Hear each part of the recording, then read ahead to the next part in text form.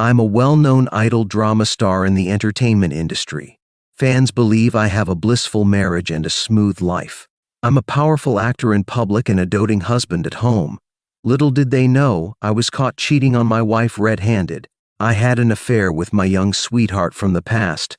My wife resolutely left me and successfully found a wealthy and handsome replacement. As for me, in the first year after the divorce, I was forced to retire from the industry by an overwhelming wave of criticism. Netizens said I deserved it, that I was getting what I deserved. Until one day, a video from a wish-granting blogger went viral. My video was divided into 7 parts, fragments of the last moments of my life. The title of the first video was, "By the time you see this video, I'll be gone." I was wrapped up tightly, with only my eyes showing. Suddenly, someone stopped me. She said, "Hi, I'm a blogger who helps people fulfill their wishes. Can I do an interview with you?" It was my 3rd month after leaving the entertainment industry. I thought I had been recognized by paparazzi, so I waved my hand to refuse. But the person in front of me kept trying to convince me, "Do you have any wishes that haven't been fulfilled? I can help you, no charge." I turned to leave but suddenly heard her chase after me and show me her phone screen. "I'm not a scammer. I have a short video account. You can check it out." I thought she was very rude, but what she said was true. However, she looked like a new blogger. She had very few videos, and even fewer views. Seeing her sincere face, I suddenly thought of myself when I first entered the entertainment industry. At that time, I was full of energy but kept running into walls. I suddenly felt a pang of sympathy. I asked, "What kind of wishes can you help me fulfill?" This silly girl just scratched her head and said, "That depends on what your wishes are. To be honest, you're the 17th person I've asked today. They don't believe me. For example, is there anyone you want to see? Is there any place you want to go? Tell me your story and I'll help you arrange it." I teased her, afraid of scaring her. I said, "Then what if I want you to make a record of my last moments of life, provided that these videos can't be released before I die? If I don't die, your videos are invalid.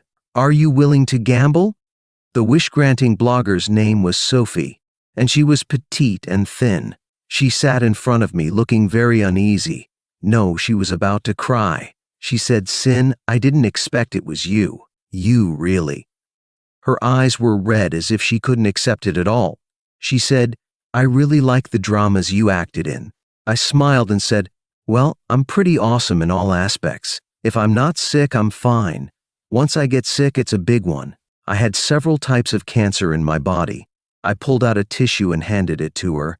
"The doctor said I probably only have 6 months left." Her phone was still pointed at me. "So, this is the real reason why you left the entertainment industry?" I coughed lightly and said, "Yeah, I can't film anymore. Constant chemotherapy has drained my energy, and..." I smiled and continued, "Too many media outlets published evidence saying that I was balding. This was the first time I took off my wig in front of the camera. Underneath the wig, I had very sparse hair. I said, you know, I like to act cool. I always get photographed by you guys. I need to save face, okay? I'm greedy. I want you to fulfill 7 wishes and make 7 videos. How about that? May 2nd, 2024 to May 8th, 2024. The first one goes online. The title, "By the time you see this video, I'll be gone." I said, "You can film from my left side." Fans always ask me to film more from my left side, saying that my left side looks more steady than my front. Sophie was much calmer than a week ago, but she said that after she found out, she cried for several days at home and lost 3 pounds. She rubbed her eyes and said, "Connie, I will definitely make a good video for you. What's your first wish?"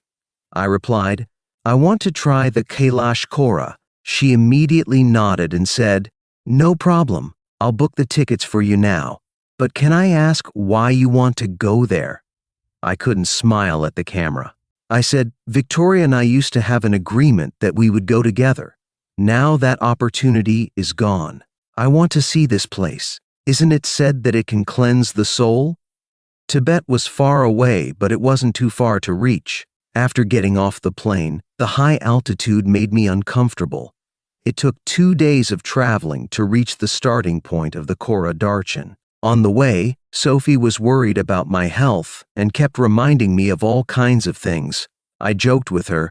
I asked the doctor, and he said I don't have much time left anyway. I can go anywhere. With that one sentence, this little girl's eyes turned red again. She asked cautiously, "Sin, did you and Ms. Victoria break up peacefully?" I knew her question was euphemistic. In fact, my divorce with Victoria was huge and embarrassing. But at this moment of leaving this world, I finally had the courage to speak the truth. I said, in her eyes, it must not be a peaceful breakup. Like you all, she thought I cheated on her. She asked, "So you didn't cheat, right?" The little girl's eyes were sparkling. She said, "I knew I wasn't wrong about you." I nodded with a smile.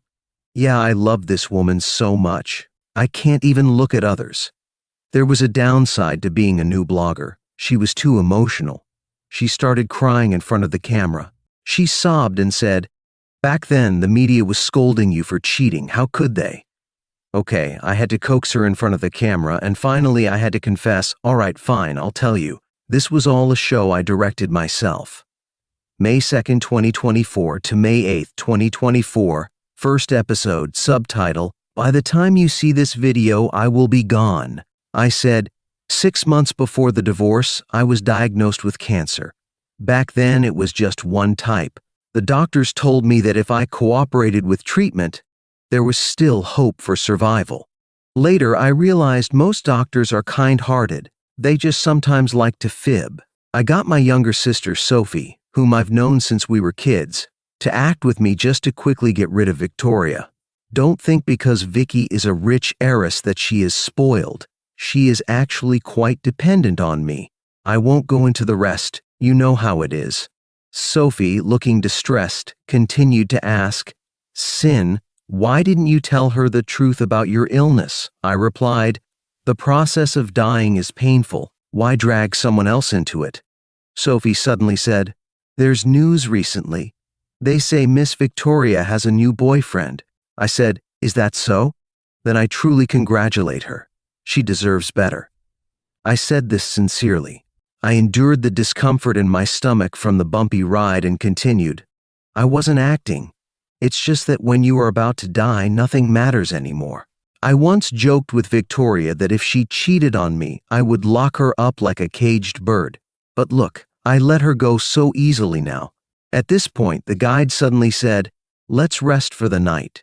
The rest of the journey will be on foot, a total of 32 miles. But I need to warn you, the altitude here is very high. Although it's said to be 32 miles, it's actually much more than that." The first day of the pilgrimage, our destination was Jethro Monastery, where we could see the golden peak of Mount Kailash at sunrise. I said to Sophie, "I suddenly feel like it's not fair to you that I'm dragging you on this life-threatening trek for my own selfish reasons." Sophie shook her head. "Sin, I know my body. If I can't go on, I won't push myself. Besides, you said you spent months planning, even prepared the supplies well. Fortunately, we didn't experience any altitude sickness. And luck was on our side. The next day, after spending the night at Jethro Monastery, I saw the golden peak of Mount Kailash at sunrise. I imitated the photos online, spreading my arms wide. I shouted, 'If possible, I hope you can forget about me.' I thought for a moment and added, 'Victoria, I came here in your place. You don't need to come here.' Along the way, we saw many devout Tibetan pilgrims prostrating and praying, experienced hail, ate terrible food, and slept on uncomfortable makeshift beds. It took us 3 days to complete the pilgrimage on foot. I addressed the camera, concluding the first episode. What I didn't tell you was that I originally planned this trip with Victoria. Later, I decided to come alone. I once thought of coming here to commit suicide." Sophie, startled, immediately grabbed my sleeve. I laughed and continued, "Back then, I felt like since I wasn't going to get better, I might as well die by a lake, on a snowy mountain, or on the road. But later, I suddenly didn't want to die anymore. I wanted to live well in my final days so it wouldn't be a waste of this life." Sophie suddenly asked me again, "Was there anything you regretted in the first trip?" I nodded, feeling a chill down my spine thinking about it. My parents were so good to me, but I lied to them. I also didn't tell them about my illness. I'm even lying to them now. I told them I was filming again in Tibet. I'm sorry, I was a bad son after all. June 4th, 2024, the second episode, subtitle, Life Flashes Before My Eyes. After returning from Tibet, altitude sickness and the exhaustion of the trip took me a whole month to recover enough to contact Sophie again. There was also another chemotherapy session in that time. Each time I felt it was harder to get out of bed than the last, as if it was draining all my energy, bringing me closer to death. I wasn't sure if I could trust this girl I had just met. If the first video was released now, she could become instantly famous. I was gambling, betting that people will show some decency when facing someone who is about to die. She asked, "Sin, what is your second wish?" I replied, "I want more people to know about me. I also want to retrace my steps." Sophie looked into the camera, worried. "Your health, we can take it slow." I said, "It's okay. I would only come to you after I've rested enough." In the last moments of life, people become greedy, wanting to fulfill more and more wishes. She said, "Your look today is so familiar. It's like a throwback to the drama that made you famous. Do you remember me today?" My wig today was a neat, classic side part.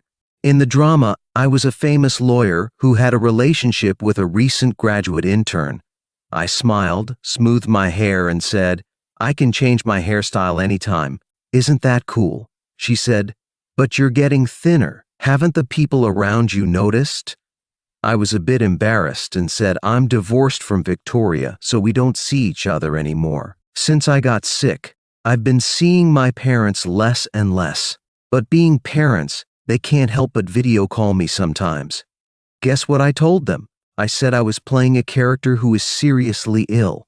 I only dare to speak the truth with lies. She rubbed her eyes in front of me and said, "So, where do you want to go this episode?" I said, "I want to go back to the place where I lived as a child. It's only a 2-hour drive, and I'll be at my old hometown." She asked, "Sin, what about that assistant of yours?" "My assistant is a loyal guy, Jimmy. Sometimes when he's with me at events, there are some pretty funny scenes." I said, "You mean James?" I told him not to follow me.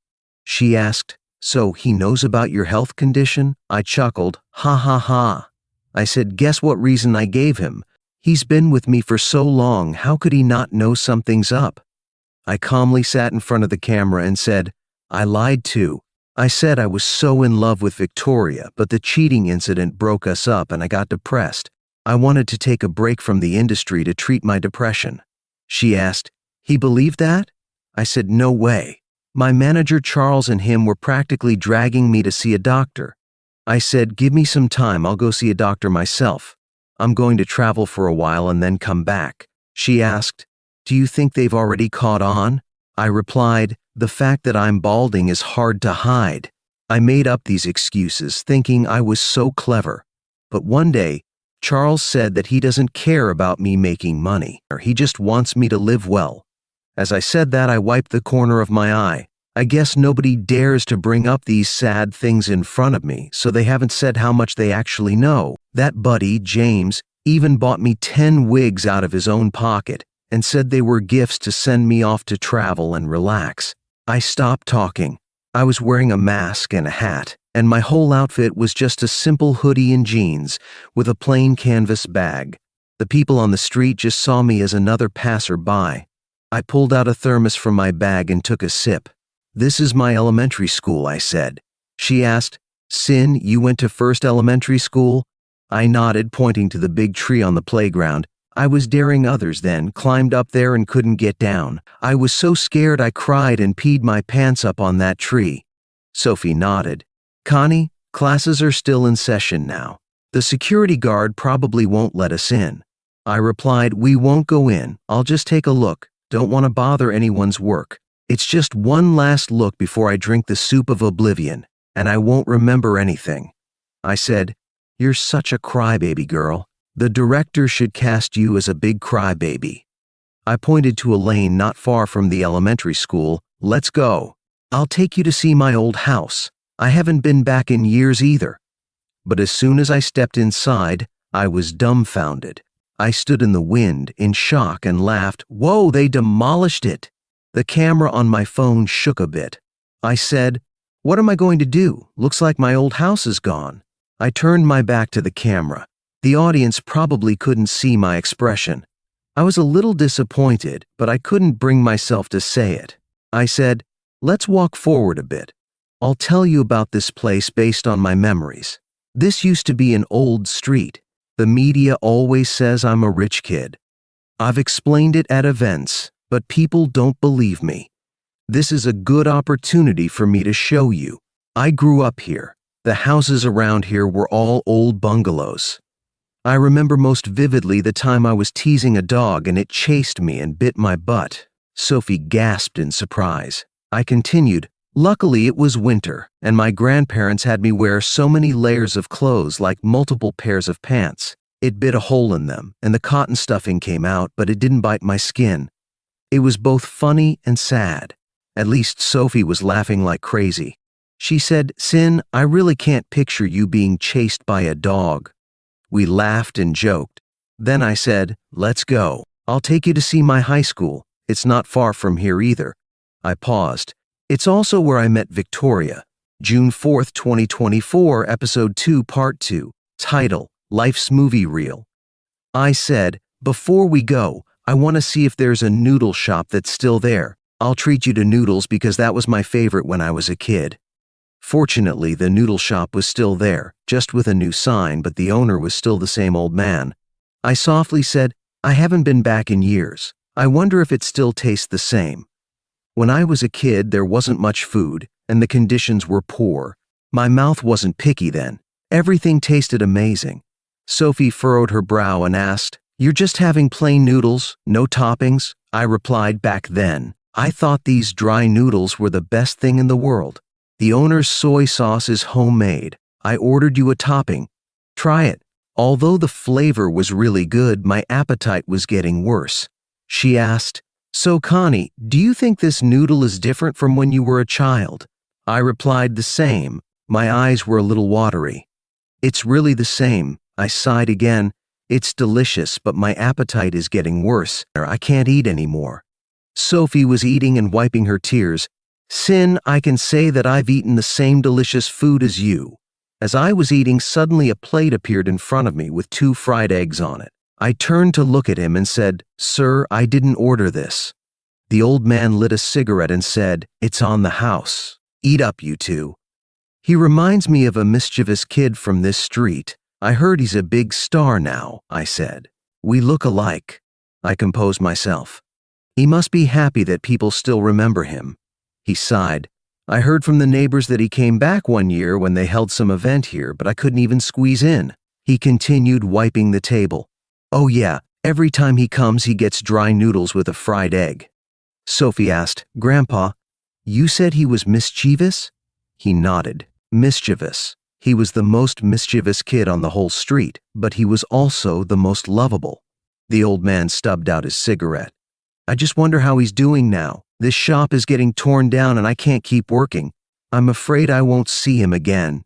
Sophie reminded him, "Didn't you say he's a big star? You can see him on TV." He replied, "I only remember what he looked like when he was little. I can't recognize him now. These actors keep changing their looks." I whispered to Sophie's camera, "After his debut, his stage name is Connor." Sophie said, "Grandpa, he must be too busy. If he comes back, you'll definitely recognize him." The little old man looked out the door. "Yeah, I know. He's been sending me money all these years. He doesn't leave his name, but who else would send money to an old lonely man like me? I've given out so many fried eggs these years. I wonder if I ever gave them to the right person." After leaving the noodle shop, Sophie asked, "Sin, you just wanted to see him, right?" I didn't try to hide it from the camera. "You caught me. I'm so embarrassed. When I was around 10, he was alone. He was always smiling at me. He's still alone after all these years. So, I send him some money every year." Sophie suddenly realized something and forgot she was holding the phone, the camera drifting off frame. She said, "Those trashy media outlets always say you live a luxurious life with no substance and that you're the stingiest star in showbiz." She grumbled, "Just because you canceled a female student's sponsorship. That is my dark history. I got roasted online and even lost endorsements," I said. I told her I could support her until she found a job, but then she asked me for the latest iPhone and said she wanted to travel abroad. She thought I was a star, so I shouldn't care about that little bit of money. I took out a piece of candy and handed it to her. "These noodles had a lot of garlic. Here, have some," I said. "I think it's better to give the money to other kids in greater need than let her go abroad on a trip." As we spoke, we reached the high school entrance. We still couldn't get in. "That's the main building, the library is in the back," I said. "This track has been renovated, and it's a rubber surface now." She said, "Connie, the audience must be curious about how you and Victoria met. Can you tell us?" I replied, "I was a bit oblivious in high school. She transferred in senior year. I always felt we were at odds, like we were enemies. I thought she was jealous of my top grades. I really didn't like her. We were rivals." I led her along the school wall and pointed to the main building. "See that class 1 on the 5th floor? That's the honors class. I studied there in senior year." I thought to myself, time flies so fast. I've gone from a student who never got enough sleep to an adult who never gets enough sleep. Sophie laughed. "You must be up late filming, right?" I replied, "Yeah, so I seize every chance to rest. I can't be haggard and lose all my hair facing all those cameras." She asked, "How did you go from being enemies to a couple? Who chased who?" I smiled. "She chased me, believe it or not. She seems aloof, but she's really cute. Every time test results came out, she'd always score a few points less than me. Every time she'd threaten to become a dog if she didn't beat me next time, and then she'd always ask me for tutoring after failing. In the end, she confessed to me. I thought she was trying to seduce me to ruin my grades. I followed suit and threatened her that if I dated her I would be a dog. And guess how she confessed? She said she saw a movie saying asking someone what their favorite food is means you like them, so she asked me for a month. I thought her family ran a convenience store because she always brought snacks. Let me tell you, if you broadcast this, she will lose her aloof heiress image. Because to get me to date her, she actually said she was the real dog." I continued to the camera. "I've shared the story with you all, and I hope that we will have no further connection. She needs to live her own life, and I hope those who care about me don't go looking for her or harass her. I can't protect her forever. I hope you can do that for me. Besides, what's the point in asking around? The person is gone, it doesn't matter anymore, regardless of whether we drifted apart in the end. What it was, all her liking for me was real. After graduating high school, I was a bit tired from all the traveling, so I sat on a step by the lake. Sophie, holding her phone, filmed me from below and asked, "Sin, what are you thinking about right now?" A gust of wind blew, and sand got in my eyes. I rubbed my sore eyes and said, "I've signed up for organ donation. You guys live well for me, okay?" There was something I didn't say. I wanted to say, "Victoria, you won. I miss you so much." June 15th, 2024 to June 17th, 2024, third installment. Title: Why do our closest loved ones leave?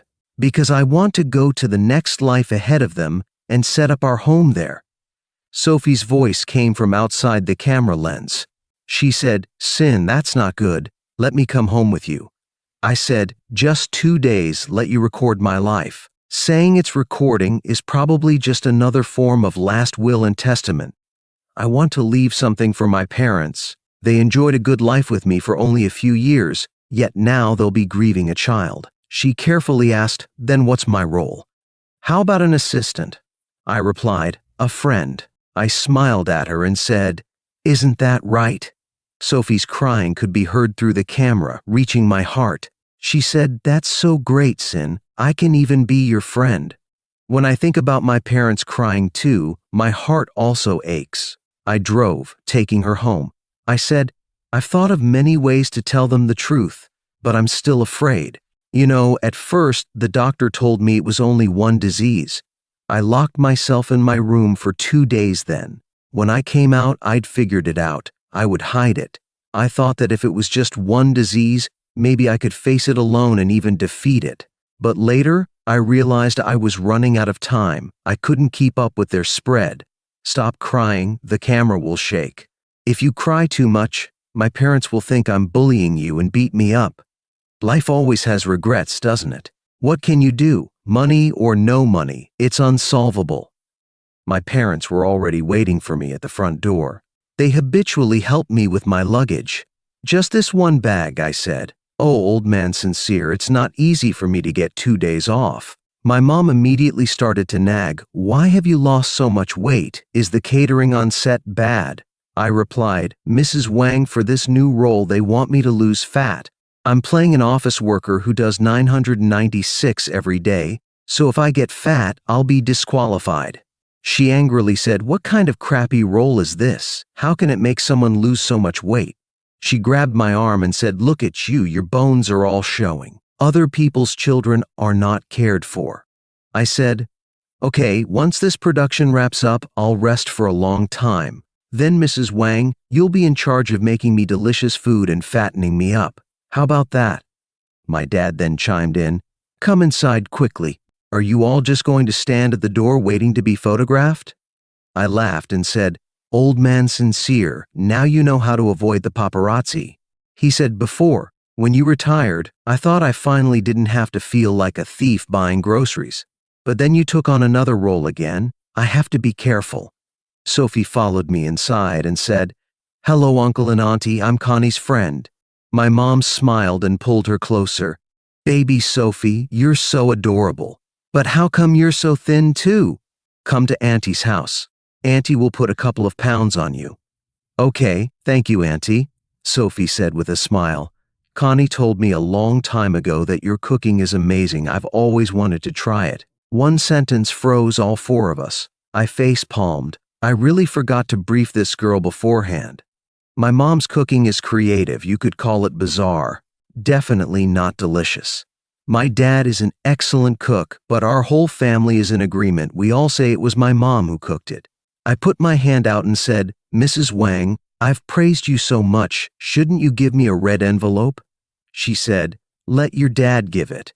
I'm not willing to part with my savings. I'm keeping it to buy candy for you. The atmosphere was really nice. It suddenly reminded me of my childhood. I said, Mrs. Wang, you gave me so many treats when I was little. You know I had several cavities because of you. Why are you still trying to harm me now? The old couple prepared a table full of food. I criticized them. Old man Sincere, am I a pig? Do you plan to eat leftovers for days after I leave? I'm telling you, this is not scientific nor healthy. You promise me that you won't do this again. After I finished, I was stunned. It sounded too much like a farewell message. My mom hit me on the head with her chopsticks. She said, ungrateful. You called saying you were coming back and your dad got up at 5 o'clock to buy groceries. I covered my head and cried out. Sophie took a bite and very sensibly exclaimed, Auntie, your cooking is really good.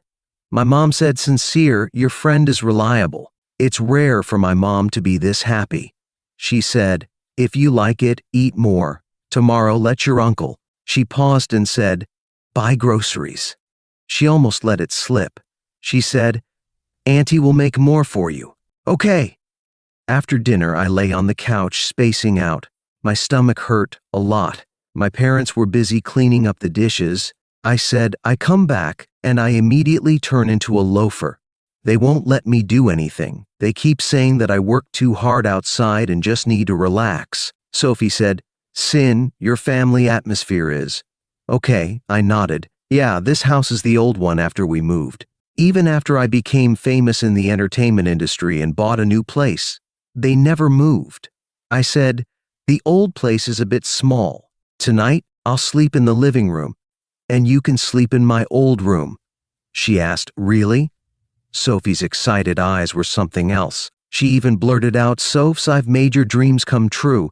I'm going to sleep in the room where Sin grew up. The pain had subsided and I was a bit tired. I fell asleep on the sofa. When I woke up, Sophie was still staring at me. I had a blanket on me and it was getting dark. I asked, "Why didn't you wake me?" Sophie's voice was soft. She said, "I watched you for 2 hours. I thought you finally fell asleep and I didn't want to wake you." After dinner, I went to wash up. The phone on the stand in the living room recorded everything that happened. When I came out of the bathroom, my mother finally couldn't help but ask me worriedly, "Sincere, tell me, what exactly happened? Why is your hair gone?" June 15th, 2024 to June 17th, 2024. Episode 3, Part 2. Question: why do the people closest to us leave? Because I wanted to go ahead to the next life and prepare a home for them. I was surprised by my mother's keenness. I had been hiding it for so long, but it was finally out. I mustered my courage and finally said, "It's for a role. The character I'm playing is poor and always being pushed around. Then, there's this local bully who wants to take his family's land. He refuses to give in and gets beaten up and humiliated, and they shaved his head." I was nervous, hoping this lame excuse would work. Luckily, my mother believed it easily. She said, "Couldn't you have used a wig or something, like those actors playing princes from the Qing dynasty?" I said, "My hair is too thick, it would look fake. Besides, it'll grow back. I'm too dedicated to my roles to just give the audience a mediocre performance." I even teased her, "Mom, how did you figure it out? I was thinking if you didn't notice, I'd suddenly take it off and scare you." My mother was exasperated. "Let me see you take off that wig. You're a part of me. How could I not recognize you? I know every strand of your hair." I gave her a thumbs up. "You're amazing, Wang Xiaoyun.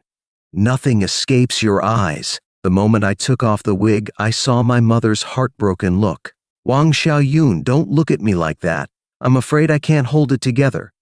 After finally dealing with my parents, I sat in my study, lost in thought. Sophie quietly came in, her camera pointed at me.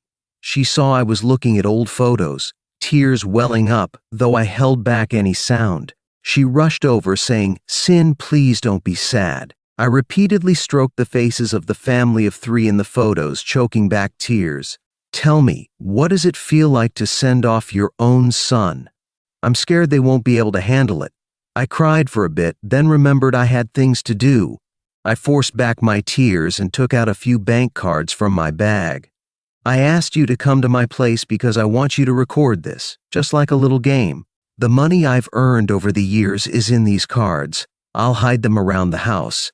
Tell my parents if they are feeling down they can play this little treasure hunt." I said a lot of things, some of them trivial, and I'm not even sure if I said everything or if I've left anything out. I said, "I'll ask my friends to continue sponsoring the students I was helping. I built a school, but it's only just started. I promised the principal I'd be there for the ribbon cutting, but I'll have to apologize. In my last movie, people criticized me for being fat. It was actually because I was sick and swollen. I'm sorry. When I was little, my dad taught me how to ride a bike. As soon as I got going, he let go and I crashed into some bushes, losing a tooth. My mom was watching from the window and scolded him relentlessly. That's why I have a fake tooth. I've photoshopped myself in those photos. They're not black and white, and I'm smiling really nicely.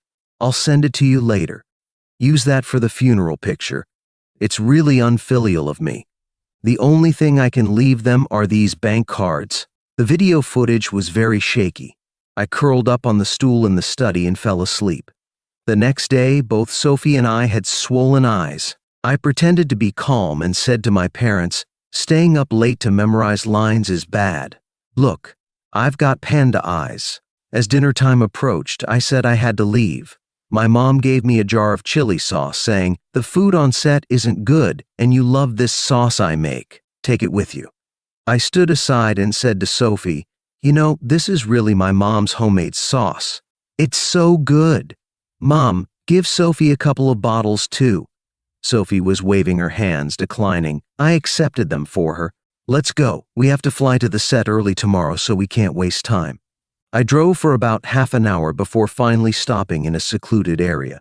I quickly pushed the car door open and got out to throw up. I hadn't been able to eat that much, it was all forced, and my stomach was in terrible pain, churning and burning.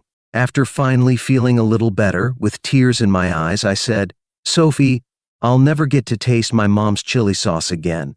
Look at me, I'm still alive." But my stomach couldn't handle it anymore. This time, it was Sophie who was crying, bawling her eyes out. I rarely heard a girl cry so terribly, it was just awful. I said, "Stop crying, stop crying. You're making me want to cry too." Her phone was lying to one side, the camera pointing at the car roof. You couldn't see her, only her shouting. She said, "How can I not be upset?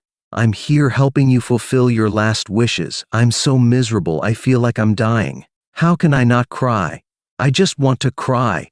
July ST to July ND, episode part. Title: If I had a time scroll, I'd love to see you all. I said, when this video comes out, they're going to complain that I'm just padding things out. I had been sitting at the table in the same position for ages. Sophie said, "How could they? The fans will be happy just to see you, see that you're okay." I held up the photo in my hand facing the camera and said, "I vowed to sign 10,000 autograph photos for you guys, but it seems too exhausting. I'll sign as many as I can." She said, "If you're tired, don't sign them. The fans will worry about you." I said, "My manager said the signed photos are being sold for a fortune privately. I'll have the company do a fair and impartial lottery, and anyone who wins will get one sent to them for free." I solemnly faced the camera and said, "I'm telling you, you can't make money off the dead. If anyone resells them, I'll haunt you for the rest of your days." Sophie laughed and said, "Being your fan is really great." I thought about it and replied, "Actually, it's not that good. There's too much drama surrounding me. My fans are pretty worn out."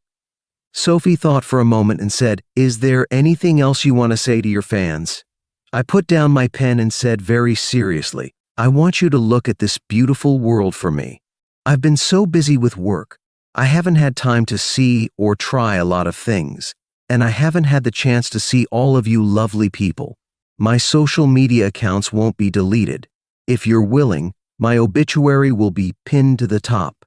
You can leave comments, like what you saw today, what you ate, which country you're in, what meaningful things you did. Oh, and please eat a lot of spicy food for me. I love it. I want to see it all from the other side. It'll be really interesting. And for those who have cursed me, please be my friend in my next life. I don't want to always be cursed. It's kind of awful. Although it's also because of your criticism that I've become a better person." I was too tired from signing and finally fell asleep. In my dream, Victoria said, "Let's have a baby, okay? I want to give you a child."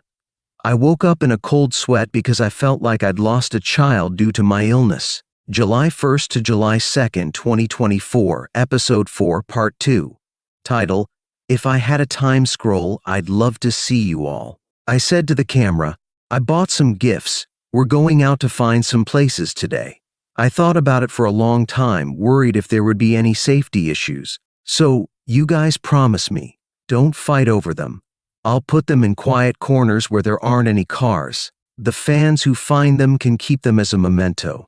The videos of the gift locations will be released in batches.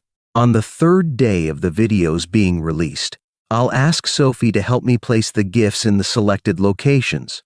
If there are any safety concerns, the remaining gifts will be canceled and donated instead. This is a little game I'm playing with you guys, and I hope you'll like it." Sophie looked at me and said, "You've brought a lot of clothes today. What's that for?" "For taking photos," I laughed and said. "I'll give you guys an 8-square photo collage. The remaining square will be for you to fill in." She asked, "Then where's the photographer?" I replied, "You. Aren't you here?" She said, "Sin, are you serious? My photography skills are so bad everyone I know makes fun of me." I said, "It's fine. We have all day today. We can always find 8 good ones. Besides, your bro isn't ugly. I'm not afraid of your bad skills." Not long after, I regretted it. I said speechlessly, "Sophie, I know your skills are bad, but how can they be this bad? Aren't you a video blogger? She said, "Bro, I look really ugly in my own videos too. What if I make you look bad and your fans curse me?" You could tell she was getting anxious. I replied, "They wouldn't dare.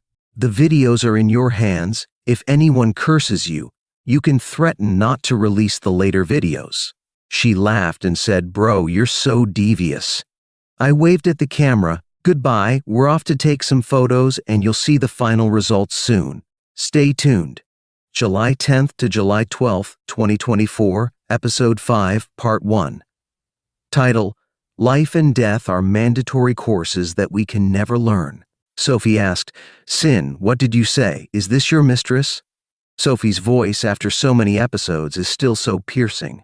I shushed her at the camera and said, "Can you not be so loud? Let me introduce you. This is my childhood friend Wendy, the childhood sweetheart you all talk about. We grew up wearing the same open crotch pants."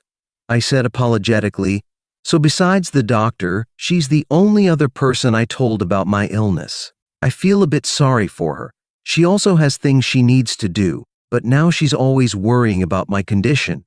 She remembers my chemo dates better than I do."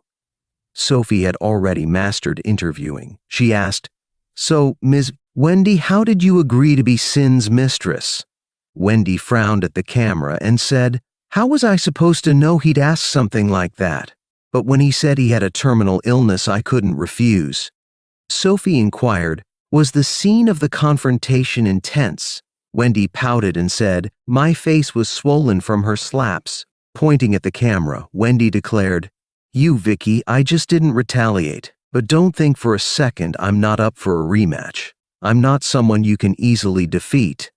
I was speechless and thought, can you stop with these weird competitions? Are you still coming or not? Wendy pursed her lips, her expression softening. She said, "I'll get the wheelchair. Wait a minute." She brought a wheelchair with a blanket on it. I sighed. "Oh, I told you I could walk myself. Why are you pushing me?" This was a spare villa owned by Wendy's family. She snorted, "Shut up and get in." I had no choice but to sit down and then obediently cover myself with the blanket. I muttered, "I'm just going for chemotherapy. Why are you acting like I'm going to my execution? Give me a smile, Ms. Wendy." Wendy actually forced a smile, but it looked quite pitiful. I didn't include the trip to the hospital in the footage. The camera only showed me getting into the car and then getting out. The only difference was that my face looked even more tired and pale. After I got back, I said, "I've made a list. I want to invite them all for dinner. They are all my friends. It's a sort of farewell." I spent 2 days hosting dinners for 2 groups of people. After the feasts, I stood in front of the villa to say goodbye to them properly. Some of them joked, "Are you really together with Wendy? Does this mean we're eating at your official announcement dinner?" Friends are indeed friends. They could overlook the infidelity and be unconditionally supportive. I smiled and replied, "Who knows? Let fate decide."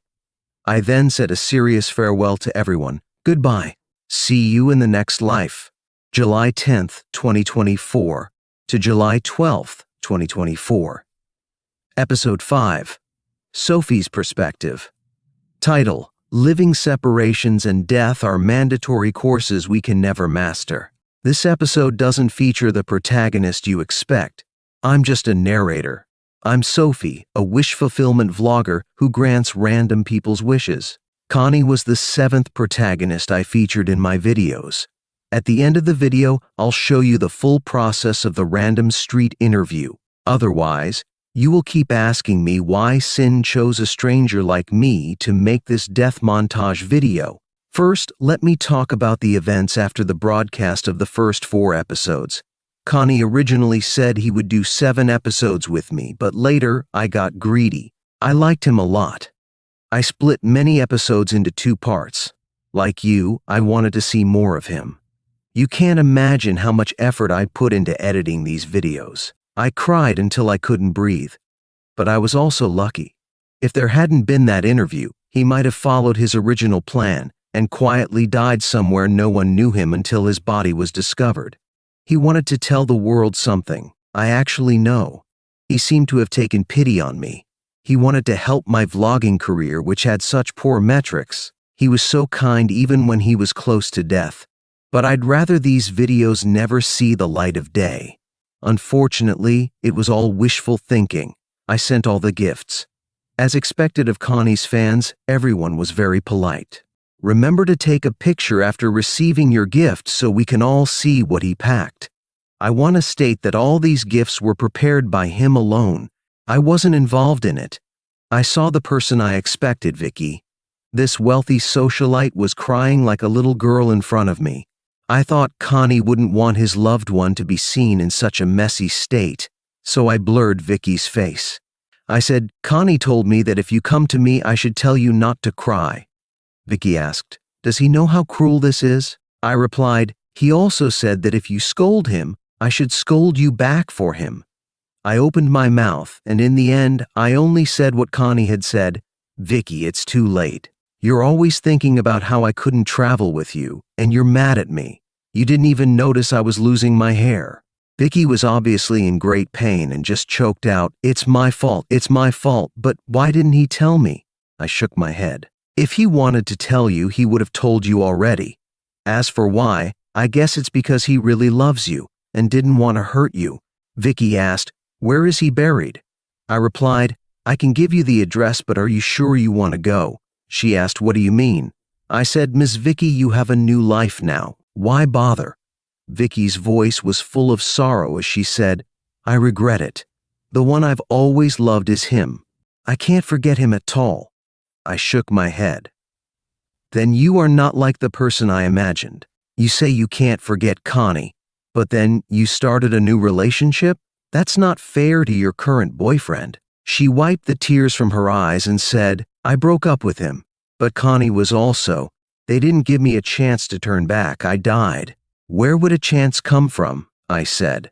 "He probably didn't tell you because he didn't want to see things end up like this." The second person I met was Wendy. She sat in front of me, looking much more haggard on camera. She actually asked me a question first. She asked, "Guess why I came to see you?" I was puzzled and replied, "I don't know, and I didn't expect it. You know about Sin's matter, right?" She shook her head and said to the camera, "I know about his things, but there are things about me that he doesn't know." She continued, "The reason I agreed to pretend to be his mistress was actually because, well, I liked him. Anyway, he can't see this now, so I can say whatever I want. I didn't dare to confess when he was alive because I knew he had someone in his heart. Now I'm confessing so that I won't have any regrets. At least in the last chapter of his life, I was there. Sin, please come find me in the next life, okay? Dating me would be nice too." Sincere's POV, July 30th, 2024. Episode 6. Title: If there's anything more terrifying than life and death, it's probably regret. I was a bit nervous in front of the camera. Sophie even teased me, saying, "Sin, you face the camera every day, how can you still be nervous?" I nodded and said, "Of course I'm acting most of the time, but today is a formal farewell, so of course I'm a bit nervous." I pointed to my attire. "I'm wearing a suit today, quite formal." Sophie continued, "Then go ahead, I'm recording for you." I said to the camera, "I stayed at home for about half a month. I didn't let Sophie help with filming. I was a little greedy. I wanted to be alone with my parents. I felt incredibly happy in my final days. But the bad thing was that I felt my health was getting worse and worse. Even my doctor asked me, 'Are you sure you're not going to tell your parents?' I once thought about having a funeral for myself, thinking about a special scene and whether there would be suitable music, or what to write on my tombstone. But later, I was too lazy to deal with it. I think my parents will arrange it, or Wendy will help me out. I'm tired. I want to be lazy for the last time. I want to say to you who saw the first video, don't cry. I just went to another dimension maybe. Maybe I started a new quest to save some world. Oh right, Connor is my stage name. My real name is Sincere. Don't forget. So it's time to say goodbye. Goodbye." August 2nd, 2024. Episode 7, Part 1. Title: The Secret I Can't Tell. I said, "Don't be nervous, just talk normally." I held the camera. The person on camera was Sophie. She said, "Sin, why don't you do it? I'm better at holding the camera, not being on camera." I was nervous, and she was so nervous that she was pulling her hair. I said, "No way. I look too ugly right now. Please, I'm an idol drama actor. Just let me keep a better image in everyone's eyes." I handed her the paper and said, "Just read it." Sophie helplessly took the paper and started reading. As she read, she choked up. She read for me, "Sorry, although I said there would be 7 videos, the last wish is actually a personal one. I don't want to make it public. I asked Sophie to help me with this. Only those closest to me are related to the wish. I'm a bit tired, I won't film anymore." After reading, Sophie looked at me and said, "Bro, why don't you say a bit more?" The girl was crying while she said this. She was crying so much that she had snot running down her face. I said, "Stop crying, you're on TV. You look so ugly. If you get famous, you'll just become a meme." I sighed and pointed the camera at myself. I said, "Ugly is ugly then. Let you see me a bit more. Look carefully. You won't see me anymore." Oh right, which media outlet said I could only play nonsensical characters? I can't make a joke at all now.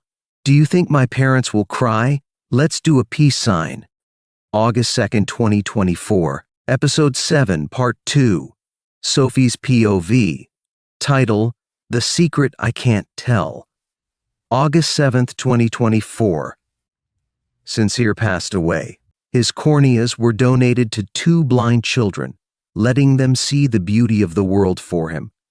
Doctors will take care of his other organs.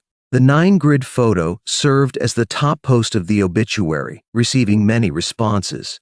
I will share the original picture, just please don't criticize me for taking bad photos. Many people said they wanted to see the world for Sin. I randomly screenshotted some comments. Let everyone keep them as a memento.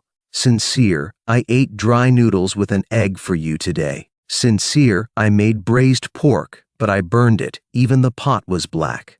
I ate it for you. Yuck, so bitter. Sincere, you've never been to Iceland, right? Here's a photo of the aurora borealis I saw for you. Sincere, I tried it for you. The food in England is so bad. A girl needs her life, you know? Sincere, you went there. Can you please see my dad and say hello for me? He looks like this.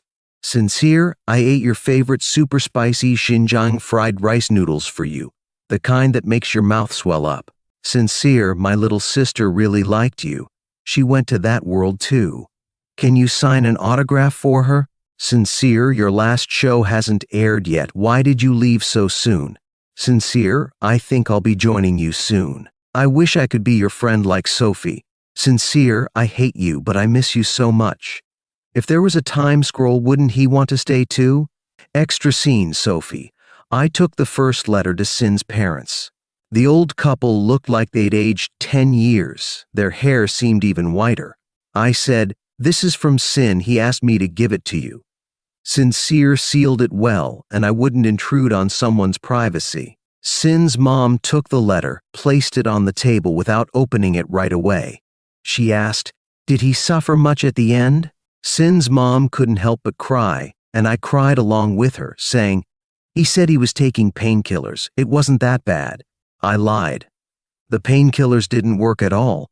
Sincere was in so much pain that he was drenched in sweat and even vomited blood. Sin's mom said, "That's good then, that's good." She seemed comforted.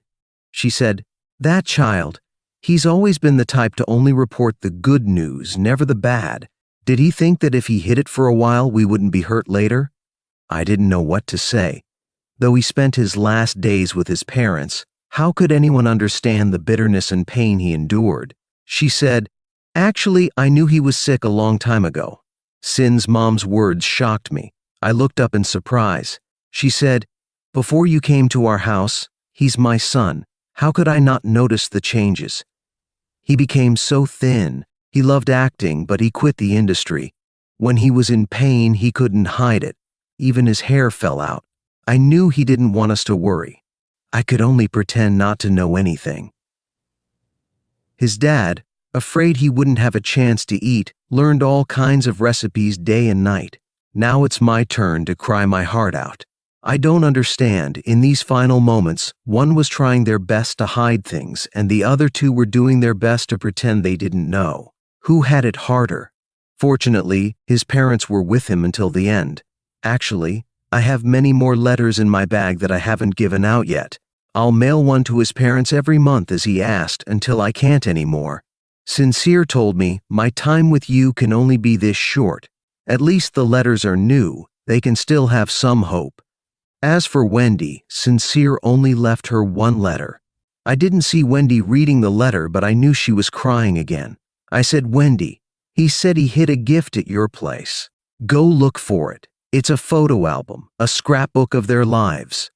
He spent an entire day doing it. As for Victoria, there are 3 letters. I once had a mean idea of not giving them to her, but she didn't really do anything wrong. After the video came out, she became very thin, and she didn't look as radiant as before. I'll mail her 1 letter a year. When they are finished being mailed, then Sin would be 3 years old. Right? This is what Sin called a secret that couldn't be told. About 10 days later, I received a package containing a brand new camera. Sincere, I hate you, but I miss you so much.